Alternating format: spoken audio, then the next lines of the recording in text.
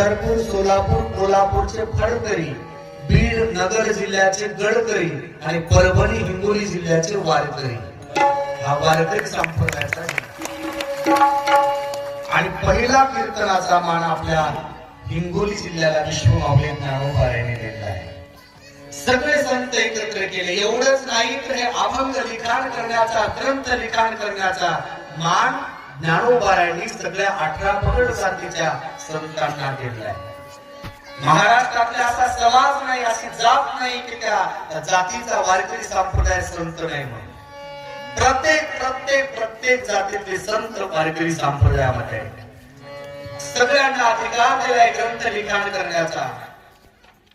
एवढंच काय, शिक्षणाचा अधिकार माता माऊल्यांना आता 100-150 वर्षापूर्वी मिळालाय.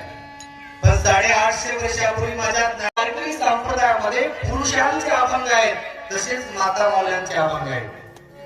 आणि त्या चोखोबाराच्या धर्मपत्नी पंढरीच्या पांडुरंग परमात्मा समोर उभ्या आहेत आणि पंढरीच्या पांडुरंग परमात्मा बद्दल अभंग लिखाण करतात.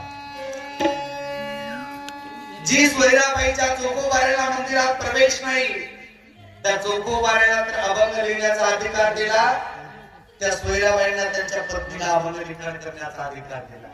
आणि ती पांडुरंगासमोर उभा आहे, त्या पांडुरंगासमोर म्हणते, म्हण तसे महारीन चोखयाची.